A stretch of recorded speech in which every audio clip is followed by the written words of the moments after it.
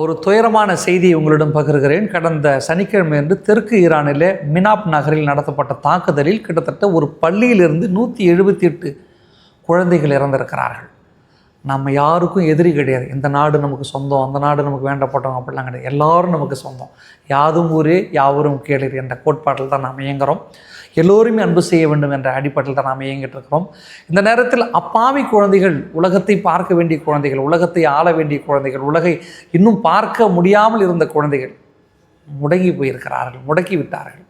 இந்த சமூகத்திற்காக நாம் வருத்தப்படணுமா இல்லையான்றதை நீங்கள் முடிவு பண்ணுங்கள். ஆனால் இறந்த குழந்தைகளுடைய ஆன்மா இறைவனில் இளைப்பார நாமும் பிரார்த்திப்போம்.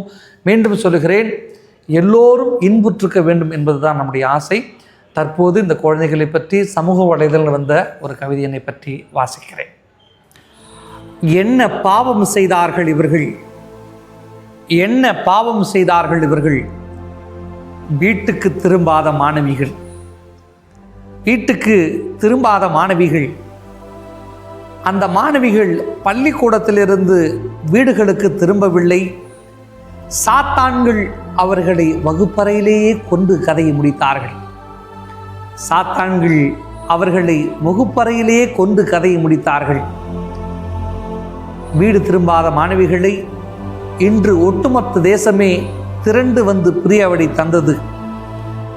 அந்த மாணவிகள் அன்று வீட்டுக்கு திரும்பவில்லை. இனி ஒரு நாளும் ஒரு பொழுதும் திரும்ப போவதும் இல்லை.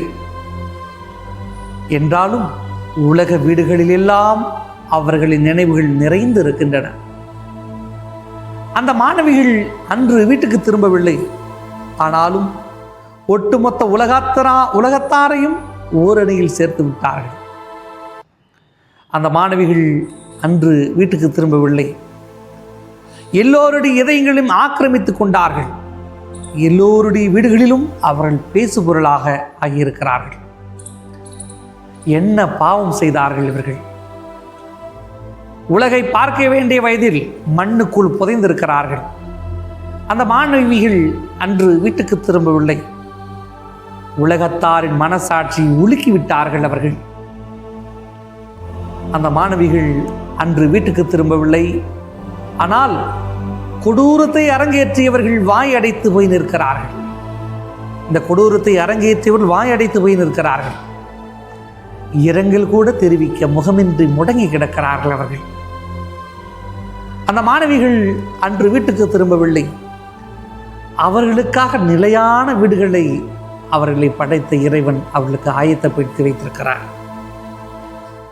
அங்கு ரவுடிகளின் தொல்லையில்லாத, கொடூரர்களின் பார்வைப்படாத, அரக்கர்களின் கால் பதியாத, சோனத்தின் பூஞ்சோலைகளில் வண்ணத்து பூச்சிகளை பறந்து கொண்டிருக்கிறார்கள்.